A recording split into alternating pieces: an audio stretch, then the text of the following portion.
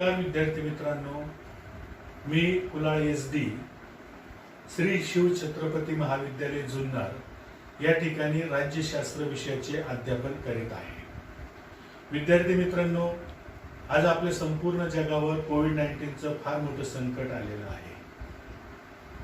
त्याला आपण फेस करण्यासाठी, तोंड देण्यासाठी महाराष्ट्र शासनाने ऑनलाईन प्रक्रिया सुरू केलेली आहे। ऑनलाईन प्रक्रियेमार्फत आपण आपला अभ्यासक्रम पूर्ण करणार आहोत। आता यामध्ये सर्वप्रथम लक्षात घ्या, मागच्या वर्षी आपण जर पाहिलं तर राज्यशास्त्राचा जुना अभ्यासक्रम होता। या वर्षी आपण नवीन अभ्यासक्रमाचा अभ्यास करणार आहोत। त्यामुळे या नवीन प्रकरणामध्ये एकूण 6 प्रकरणं आहेत आणि ही जी 6 प्रकरणं आहेत या 6 प्रकरणाचं आपण अभ्यास करणार आहोत। यामध्ये जो पहिलं प्रकरण आहे ते म्हणजे 1991 नंतरचे जग, याविषयी आपण माहिती घेणार आहोत। मागील वर्षी आपण 1945 ते 1991 पर्यंतचा आंतरराष्ट्रीय घडामोडींचा अभ्यास केलेला आहे। यावर्षी 12वी मध्ये 1991 नंतरचं जग आणि त्या जगाच्या ज्या आंतरराष्ट्रीय ज्या घडामोडी झालेल्या आहेत त्याच्या संदर्भात आपण अभ्यास करणार आहोत। आता सर्वप्रथम जर आपण पार्श्वभूमी जर आपण पाहायची झाली तर 1945 मध्ये 2 सप्टेंबर 1945 मध्ये दुसरं महायुद्ध समाप्त झालं आणि हे जे दुसरं महायुद्ध समाप्त झालं त्याचा परिणाम संपूर्ण जागतिक स्तरावर, संपूर्ण जगावर झालेला आपल्याला दिसून येतो। तो म्हणजे प्रामुख्याने जे प्रमुख देश होते, प्रामुख्याने आपण त्याला म्हणतो अमेरिका आणि सोव्हिएट रशिया, त्यालाच आपण सोव्हिएट युनियन असेही म्हणतो।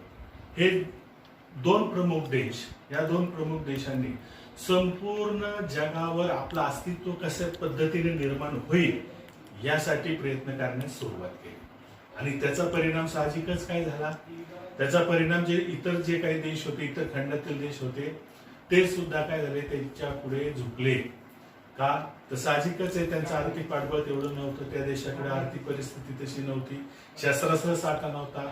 या उलट अमेरिकेकडे जर आपण पाहिलं तर अमेरिकेकडे मुबलक प्रमाणात शस्त्र साठा, त्याचबरोबर आर्थिक त्यांची परिस्थिती जर पाहिली तर खूप भक्कम आहे। याचबरोबर रशियाचा सुद्धा आपण जर विचार केला, सोव्हिएत युनियनचा आपण विचार केला तर सोव्हिएत युनियनचा सुद्धा आर्थिक पाठबळ जे म्हणतो आपण ते फार मोठ्या प्रमाणात आहे आणि त्याचाच परिणाम की आपणच संपूर्ण जगावर कसं राज्य करता येईल यासाठी या दोन्ही देश काय करू लागले, प्रयत्न करू लागले आणि त्याचा परिणाम असा झाला की अमेरिकेने नाटो स्वरूपाचा जो करार आहे, शस्त्रसंधीचा जो करार आहे तो करार इतर देशांबरोबर केला। त्यामध्ये इतर अनेक छोटे मोठे देशांनी काय केलं, त्याच्यावर स्वाक्षरी केली। त्याचबरोबर त्याच्या विरोधात आपण जर पाहिलं तर सोव्हिएट रशियाने सुद्धा काय केलं, वारसा करार केला आणि वारसा करारामध्ये सुद्धा आपण जर पाहिलं तर अनेक देशांनी पाठिंबा दिला, स्वाक्षरी केल्या। त्याचा परिणाम काय झाला, संपूर्ण जगावर झाला। हे 2 जे महासत्ता जे म्हणतो आपण, या 2 महासत्ता काय झाल्या, संपूर्ण जगामध्ये प्रस्थापित झाल्या आणि ह्या 2 गटामध्ये काय झालं, संपूर्ण जगाचं विभाजन झालं।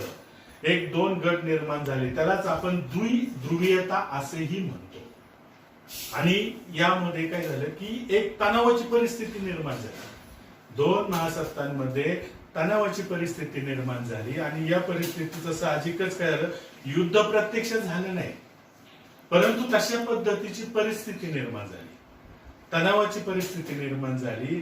त्यालाच आपण काय म्हणतो की शीतयुद्ध असे म्हणतो। शीतयुद्ध म्हणजे प्रत्यक्षात युद्ध नव्हे तशी परिस्थिती निर्माण होत असते आणि ही संपूर्ण जगामध्ये अशा पद्धतीची परिस्थिती निर्माण झाली। पण याच्या पुढे जर आपण विचार केला तर अमेरिकेने आणि सोव्हिएत रशियाने अनेक प्रयत्न करण्यास सुरुवात केली, आपलं जगावर अस्तित्व कसं निर्माण होईल। जर उदाहरणार्थ जर बघायचं झालं आपण तर जर्मनी हा युद्धामध्ये पराभूत झाला होता, दुसऱ्या महायुद्धामध्ये त्याचा पराभव झाला होता आणि त्यानंतर जर आपण पाहिलं तर अमेरिकेने आणि सोव्हिएत रशियाने, जसं अमेरिकेने जर्मनीचा पश्चिम भाग काय केला, ताब्यात घेतला तर सोव्हिएट रशियाने पूर्व भाग ताब्यात घेतला. आता अमेरिका जर आपण पाहिलं तर भांडवलशाही राष्ट्र आहे आणि सोव्हिएट रशिया जर पाहिलं तर साम्यवादी राष्ट्र आहे. आणि याचा परिणाम आपण एक लक्षात घ्या, सोव्हिएट भांडवलशाही राष्ट्र असल्यामुळं त्यांच्याकडे फार मोठ्या प्रमाणात उद्योगधंदे त्या ठिकाणी आले. पश्चिम जर्मनीमध्ये फार मोठ्या प्रमाणात उद्योगधंदे आले, उद्योगांची निर्मिती झाली, फार मोठ्या प्रमाणात त्या ठिकाणी तंत्रज्ञान विकसित झालं आणि त्याचा परिणाम काय झाला. त्याच्या उलट जर आपण पाहिलं तर पूर्व जर्मनीमध्ये काय होती परिस्थिती. पूर्व जर्मनीमध्ये साम्यवादी राष्ट्र, रशिया हे साम्यवादी राष्ट्र असल्यामुळं साहजिकच त्याचा परिणाम काय झाला की त्या ठिकाणी पारंपरिक पद्धतीचे व्यवसाय होते, उद्योगधंदे होते, त्यामुळे त्या ठिकाणी तरुणांना रोजगार उपलब्ध होत नव्हता. आणि त्याचा परिणाम असा झाला की 1961 मध्ये 35 लाख लोकांनी काय केलं, स्थलांतर केलं. पूर्व जर्मनीमधून पश्चिम जर्मनीकडे काय केलं, ते नोकरीसाठी, कामधंद्यासाठी त्या ठिकाणी ते जावं लागले. याचा परिणाम काय झाला की त्या ठिकाणी बर्लिनची भिंत ही बांधण्यात आली. परत हे एक महत्वाचं कारण आहे, शीतयुद्धासाठी हे एक महत्वाचं कारण आहे. अमेरिका आणि सोव्हिएट रशियामध्ये त्या ठिकाणी सुद्धा काय झाली, याच्यामुळे तणावाची परिस्थिती निर्माण झाली. आणि जर आपण जर पाहिलं तर पुढे 1989 मध्ये काय झालं, ते हळूहळू कालांतराने काय झालं की हे महायुद्ध किंवा अशा प्रकारचे युद्ध होणं एक ज्याला आपण म्हणतो की कुठल्याही परिस्थितीमध्ये परवडणारं नव्हतं. आणि म्हणून ते महायुद्ध होऊ नये याकरता जर्मनीमध्ये शांततामय वातावरण निर्माण कसं होईल यासाठी संयुक्त राष्ट्राने मध्यस्थी केली आणि त्याचा शेवट 1989 मध्ये बर्लिनची भिंत पाडण्यात आली. आणि त्याचबरोबर त्याच कालावधीमध्ये आपण जर पाहिलं तर त्याच कालावधीमध्ये सोव्हिएट रशियामध्ये सुद्धा काय झालं, प्रादेशिकतावाद ज्याला आपण म्हणतो की त्या ठिकाणचे जे छोटे छोटे राष्ट्र प्रदेश होते त्यांनी काय केली, मागणी केली, आम्हाला स्वातंत्र्य पाहिजे, आम्हाला सोव्हिएट युनियन मध्ये राहायचं नाही. आणि म्हणून त्याचा परिणाम काय झाला, त्याच वेळेस त्याच दरम्यान सोव्हिएट रशियाने सुद्धा काय केलं, त्याचं विभाजन झालं, विकेंद्रीकरण झालं आणि त्यामुळे अमेरिकेला त्याचा फायदा झाला. सोव्हिएत युनियन कमकुवत झाली आणि अमेरिकेला त्याचा फायदा म्हणजे संपूर्ण जगावर एक मेव महासत्ता म्हणून उदयास आली. आता आपण जर पाहिलं तर हे जे शीतयुद्ध आणि त्या ठिकाणी शीतयुद्ध समाप्त झालं, संपलं. आणि मग त्या आपण जर आता इथून पुढे आपण या पाठामध्ये 1991 नंतरचं जे जग आहे त्याविषयी आपण अभ्यास करणार आहे. आता याच्यामध्ये प्रामुख्याने जर पाहिलं तर शीतयुद्ध तर काळातील ज्या घटना घडलेल्या आहेत किंवा त्या घडामोडींचा आढावा आपण मुख्य 5 त्याचे काय परिणाम आहेत ते आपण या ठिकाणी सांगणार आहोत. त्याच्यामध्ये आपण जर प्रामुख्याने पाहिलं तर शीतयुद्धाचा शेवट आणि नव्या राष्ट्रांचा उदय, म्हणजे शीतयुद्ध समाप्त झालं आणि शेवट झाला आणि नव्या राष्ट्रांचा उदय झाला. याचा परिणाम काय झाला, शीतयुद्धानंतर जर आपण पाहिलं तर आशिया खंड असेल, आफ्रिका खंड असेल, युरोप खंड असेल, याच्यामध्ये अनेक छोटे मोठे राष्ट्र जे होते त्यांची निर्मिती झाली. म्हणजेच हा एक त्याचा मोठा परिणाम झाला शीतयुद्धाचा किंवा शीतयुद्ध काळातील हा एक मोठा बदल, मोठा परिणाम जगावर झालेला आपल्याला दिसून येतो. त्याचबरोबर दुसरा आपण जर भाग पाहिला तर एक ध्रुवीयतेचा उदय. मी आताच तुम्हाला सांगितलं की सोव्हिएट रशियाचं काय झालं, विघटन झालं आणि त्यामुळे संपूर्ण जगावर एकमेव जे राष्ट्र म्हणतो आपण ते म्हणजे अमेरिका. आणि हीच एक अमेरिका म्हणजेच एक ध्रुवीयता की ज्याला आपण म्हणतो की अमेरिकेने संपूर्ण जगावर एक महासत्ता म्हणून उदयास आली. हा एक त्याचा परिणाम आपल्याला झालेला दिसून येतो. त्याचबरोबर तिसरा एक महत्वाचा त्याच्यातला भाग आहे तो म्हणजे मानवी हक्क आणि मानवतावादी हस्तक्षेप. पूर्वी आपण जर पाहिलं तर जगामध्ये अनेक देशांमध्ये काय होते, मानवी हक्क हे नष्ट होत होते. मानवी हक्क म्हणजे मानवाचे जे हक्क आहेत ते त्यांना प्राप्त होत नव्हते. परंतु कालांतराने काय झालं, शीतयुद्ध काळानंतर जर आपण जर पाहिलं तर मानव जागृती ही मोठ्या प्रमाणात झाली, मानवाची जागृती ही मोठ्या प्रमाणात झाली. त्याचा परिणाम मानवतावाद हा एक मोठ्या प्रमाणात काय झाला, निर्माण झाला. आणि त्याचा परिणाम साहजिकच काय झालं की मानवी हक्क, जागरूकता आणि मानवतावादी हस्तक्षेप हा एक मोठ्या प्रमाणात निर्माण झाला. हा एक त्याचा काय झालेला आपल्याला दिसून येतो, परिणाम झालेला दिसून येतो. त्याचबरोबर दहशतवाद पारंपरिक पद्धतीचा दहशतवाद होता. 1991च्या अगोदर आपण जर पाहिलं तर पारंपरिक पद्धतीने दहशतवाद चालू होता. जसं भारत पाकिस्तान सीमारेषा, त्या सीमारेषेवरून ते काय करत होते, स्थलांतर भारतामध्ये येत होते, गुपचूपणे यायचे आणि एक साध्यापणे काय करायचे, ते युद्ध करत होते. परंतु आपण जर पाहिलं 11 सप्टेंबर 2001 ला अमेरिकेच्या जी सर्वात मोठी बिल्डिंग होती, वर्ल्ड ट्रेड सेंटर, या बिल्डिंगवर, या इमारतीवर हल्ला, दहशतवादी हल्ला हा झाला. आणि हा इतका भयंकर स्वरूपाचा होता की संपूर्ण इमारत कोसळली. पत्त्याप्रमाणे, पत्त्यांची जशी इमारत कोसळली तशा पद्धतीने ती इमारत कोसळली. आणि त्याचं नंतर आपण जर पाहिलं तर जगावर त्याचा खूप मोठा परिणाम झाला. आणि आंतरराष्ट्रीय दहशतवाद म्हणजे नव्या पद्धतीने आधुनिक तंत्रज्ञानाचा आधार घेऊन हे दहशतवादी संघटना काय करू लागले, आपापले उपक्रम किंवा आपल्या आपल्या पद्धतीने ते काय करू लागले, दहशतवादी हल्ले करू लागले.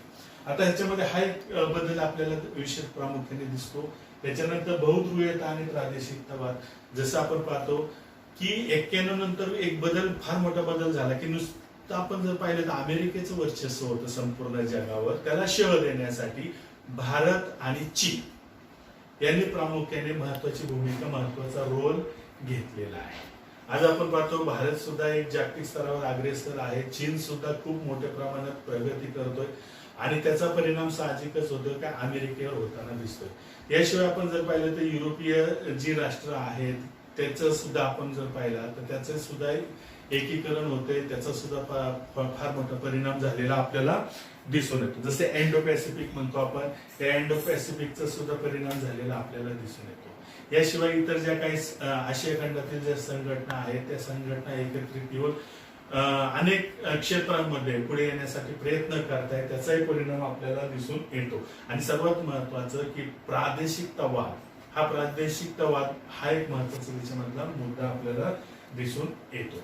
तर हे सरासरी आपण जर पाहिलं तर शीतयुद्धाचा शेवट आणि नव्या राष्ट्रांचा उदय, एकध्रुवतेचा उदय, मानवी हक्क आणि मानवतावादी हस्तक्षेप आणि दहशतवाद, बहुध्रुवीयता आणि प्रादेशिकतावाद हे विशेषतः त्याचे परिणाम झालेले आपल्याला दिसून येतात. युरोपातील निर्माण झालेली नवीन राष्ट्र, आपण पहिले युरोप खंडामधील जी क्रांती घडून आली त्याच्या पाठीमागं एक महत्वाचं जे प्रमुख कारण होतं ते म्हणजे स्वयंनिर्णयाच्या हक्कांवर आधारित वांशिक राष्ट्रवाद, हा एक त्याच्यामधला प्रमुख भाग होता. आणि दुसरा जो महत्वाचा भाग होता तो म्हणजे द्विध्रुवीयता. आता या दोन याच्यावर आपण जर पाहिलं तर द्विध्रुवीयता म्हणजे दोन महासत्ता, अमेरिका आणि सोव्हिएट रशिया. आता सोव्हिएट रशियाचं 1989 मध्ये काय झालं, विघटन झालं, वेगळे प्रदेश निर्माण झाले आणि त्याच्यामुळे काय झालं, साहजिकच त्याचा परिणाम असा झाला की फक्त अमेरिका हीच एकमेव काय झाली महासत्ता बनली. त्याच्यामुळे हा एक त्याच्यामधला भाग आहे की नवीन राष्ट्र निर्माण झाली. त्याचबरोबर आता आपण जसं पाहिलं की स्वयंनिर्णयाच्या हक्कांवर आधारित वांशिक राष्ट्रवाद हा एक त्या ठिकाणी निर्माण झालेला आपल्याला दिसतो. म्हणजे युरोप खंडामधील जर आपण पाहिले तर युरोपातील जी राष्ट्र होती त्याच्या जी राष्ट्र होती त्याच्यामधले जे नागरिक होते त्या नागरिकांमध्ये एक अशी भावना निर्माण झाली, विशेषतः मध्यमवर्गीयांमध्ये, की आपल्यामध्ये आपल्याला पूर्णपणे मोकळीक मिळावी, म्हणजे आपल्याला पूर्णपणे अधिकार, हक्क, स्वातंत्र्य मिळावं. आणि ज्या अर्थाने साहजिकच आहे मूलभूत हक्क, मूलभूत अधिकार हे खूप महत्वाचे असतात आणि ही त्या ठिकाणी मध्यमवर्गीयांना वाटलं. आणि म्हणून आपण जर पाहिलं तर जसं तुम्हालाही माहिती आहे मूलभूत अधिकार आपले कोणते आहेत, जसं भाषण करण्याचं स्वातंत्र्य असेल किंवा समानतेचं असेल किंवा विचार करण्याचं स्वातंत्र्य असेल, लेखन करण्याचं स्वातंत्र्य असेल किंवा आपण व्यवसाय करण्याचं स्वातंत्र्य असेल, एका ठिकाणाहून दुसऱ्या ठिकाणी जाण्याचं स्वातंत्र्य असेल किंवा जीविताचा आपल्याला अधिकार आहे, हक्क आहे, हे त्या ठिकाणी त्या युरोपातील नागरिकांना विशेष करून त्याची जाणीव झाली. आणि दुसरं महत्वाचं की त्यांच्यामध्ये एक अशी भावना निर्माण झाली, आर्थिक स्थिरता. आर्थिक स्थिरता हा सर्वात महत्वाचा एक त्याच्यामधला भाग होता. आणि हे जे निर्माण करण्यासाठी किंवा हे प्राप्त करण्यासाठी त्या ठिकाणी काय झालं, आपण पाहिलं की नवनवीन राष्ट्र उदयास आली. त्याच्यामध्ये प्रामुख्याने जर आपण पाहिलंच तर याच्यामध्ये चेकोस्लोव्हाकिया हे प्रमुख राष्ट्र होतं. याच्यामध्ये सुद्धा काय विभाजन झालं, ते म्हणजे चेक गणराज्य व स्लाव गणराज्य. त्याचबरोबर युगोस्लाविया, याच्यामध्ये क्रोएशिया आणि स्लोवेनिया हे राष्ट्र नवीन राष्ट्र उदयास आले. याचबरोबर आपण जर पाहिलं तर सर्बिया, बोस्निया, हर्जेगोविना, उत्तर मेसिडोनिया आणि मॉन्टेनिग्रो ही सर्व राष्ट्र याच्यामधून युगोस्लाविया या राष्ट्रामधून ही वेगळी राष्ट्र निर्माण झालेली आपल्याला दिसून येतात, स्वतंत्र राष्ट्र निर्माण झाले. याशिवाय जर आपण पाहिलं तर पूर्व युरोपमधील सुद्धा आपण जर पाहिलं तर पूर्व युरोपातील जे देश होते त्याच्यामध्ये सुद्धा आपण जर पाहिलं तर नवनवीन राष्ट्रांची निर्मिती झाली. त्यामध्ये विशेषतः जर आपण पाहिलं तर याच्यामध्ये आपण जर पाहिलं तर हा नकाशा पुस्तकामध्ये आहे, छोटा आहे, त्याच्यामुळे साहजिकच आहे ते तुम्हाला दिसणार नाही, परंतु तुम्ही पुस्तकामध्ये पान क्रमांक 3 वर पाहू शकता. त्याच्यामध्ये सोव्हिएट रशियातील पूर्वीचे जे देश आहेत, पूर्व सोव्हिएट रशिया, आणि त्या सोव्हिएट रशियामधून जर आपण पाहिलं तर त्याच्यामधून हे विघटित झालेले देश आहेत. त्याच्यामध्ये प्रामुख्याने मी प्रयत्न करतो तुम्हाला दाखविण्यासाठी Estonia, Latvia, Lithuania, Belarus, Moldova, Georgia, Armenia, Azerbaijan, Turkmenistan, Uzbekistan, Kyrgyzstan आणि ताजिकिस्तान ही जी नवीन राष्ट्र युरोप खंडातील पूर्व युरोपातील ही नवीन राष्ट्र उदयास आले. आता ही महत्वाची आहेत, लक्षात घ्या विद्यार्थी मित्रांनो. हे 5 मार्कासाठी आता यावर्षी नवीन सिलेबस आलेला आहे, त्या सिलेबस मध्ये नकाशा वाचन आहे आणि त्यामध्ये हा जो आता मी जर तुम्हाला दाखवते नकाशा पान क्रमांक 3 वरचा सोव्हिएट रशियातील पूर्वीचे देश हा खूप महत्वाचा 5 मार्कासाठी आहे. त्यामुळे सर्व विद्यार्थ्यांनी ही जी मी आता तुम्हाला जी नवीन राष्ट्रांची निर्मिती सांगितलेली आहे झालेली आहे, त्या राष्ट्रांची जी नावं सांगितलेली आहेत ती तुम्ही व्यवस्थितपणे ते वाचा आणि लक्षात ठेवा. याच्यानंतर आपण जर पाहिलं तर इंडोनेशिया, याच्या व्यतिरिक्त सुद्धा काही नवीन राष्ट्र उदयास आले. त्यामध्ये आपण जर पाहिलं तर इंडोनेशियामधून जर पूर्व तिमोर, त्याचबरोबर इथिओपिया, याच्यामधून एरिट्रिया, हा जो सुदान, याच्यामधून दक्षिण सुदान ही जी नवीन राष्ट्र निर्माण करण्यासाठी प्रयत्न करत आहे. याच्यामधून त्यांना विभक्त व्हायचं, वेगळं व्हायचं आणि ही नवीन राष्ट्र निर्माण करायची आहे. म्हणजे याचा अर्थ लक्षात घ्या की युरोपातील निर्माण झालेली जी नवीन राष्ट्र आहेत ही याच्यामधला एक महत्वाचा भाग आहे. एकध्रुवीय जागतिक व्यवस्थेचा उदय झालेला आपल्याला दिसून येतो. तो कशा प्रकारे झालेला आहे तर त्याच्या संदर्भामध्ये सर्वप्रथम आपण त्याची थोडक्यात प्रास्ताविकता पाहूया. यामध्ये आपण जर पाहिलं तर इराक वर्सेस इराण यांच्यामध्ये 1980 मध्ये युद्ध झाले आणि यामध्ये जो असलेला एक महत्वाचा छोटासा परंतु महत्वाचा जो देश आहे तो म्हणजे कुवेत. आता हा जो कुवेत आहे या कुवेतने इराकला आर्थिक मदत केली, आर्थिक सहाय्य केलं, परंतु याचा उलट आपण इराकने कुवेतला मदत करणं गरजेचं होतं, परंतु या उलट कुवेत हा छोटस राष्ट्र असून सुद्धा इराकला मदत केली. पण त्याच्या बदल्यामध्ये इराकने त्यांच्यावरच आक्रमण केलं. 1990 मध्ये सतत कुवेत इराककडे पैसे मागत होता, परंतु इराकचे त्यावेळेस 1990 मध्ये सद्दाम हुसेन हे प्रमुख होते, राष्ट्रप्रमुख होते, हुकुमशहा होता आणि त्याने उलट काय केलं, कुवेतवरच हल्ला केला आणि हे चुकीचं होतं, अशोभनीय अशी घटना होती. आणि त्याचा परिणाम म्हणून संयुक्त राष्ट्रसंघाने तीव्र नाराजी व्यक्त केली, इराकच्या विरोधात तीव्र नाराजी व्यक्त केली. त्याचाच आणखी एक महत्वाचा भाग जो होता, प्रमुख जो देश होता तो म्हणजे अमेरिका. या अमेरिकेने काय केलं की अमेरिकेने इराकवर हल्ला करण्याचं ठरवलं, कारण हा हुकुमशाही पद्धतीने कुवेतवर विनाकारण हल्ला केला होता म्हणून. आणि अमेरिकेला संयुक्त राष्ट्रसंघाचे जे प्रमुख 38 जे राष्ट्र होती त्या 38 राष्ट्रांनी अमेरिकेला पाठिंबा दिला आणि त्यावेळेचे जे अमेरिकेचे राष्ट्रप्रमुख होते जॉर्ज बुश यांनी इराकवर हल्ला केला आणि याचा परिणाम काय झाला, इराक पराभूत झाला. आणि याला पूर्ण जर हे पराभूत झाला आणि याचा परिणाम संपूर्ण जगावर झालेला आपल्याला दिसून येतो. का तर अमेरिकेला बहुतांश देशांनी पाठिंबा दिला. त्यामध्ये चीन असेल, त्यामध्ये आपण पाहतो नाटो मधील जे सदस्य होते, देश होते, त्यांनी पाठिंबा दिला. याशिवाय आपण जर पाहिलं तर सौदी अरेबियामधील जे देश होते त्यांनी सुद्धा त्याला पाठिंबा दिला. म्हणजे त्याचा अर्थ असा आला की एक जागतिक जी व्यवस्था होती याच्यामध्ये परिवर्तन, याच्यामध्ये बदल होताना आपल्याला या ठिकाणी दिसून येतो. एक जे पारंपरिक जी जागतिक व्यवस्था होती, पूर्वीची जागतिक व्यवस्था होती, त्याच्यात बदल झाला. आणि त्यावेळेस ही जी बदल झालेला जी जागतिक व्यवस्था आहे त्यालाच आपण जॉर्ज बुश यांनी नैतिक विजय, हा विजय म्हणजे नैतिकतेचा विजय असं संबोधलेलं आहे. आणि याच्यामध्ये आपण जर पाहिलं तर न्यू वर्ल्ड ऑर्डर ही एक जागतिक व्यवस्था निर्माण झालेली आपल्याला दिसून येते. 1991 मध्ये रशियाचे विघटन झाले आणि फक्त एकमेव महासत्ता ती म्हणजे अमेरिका बनली.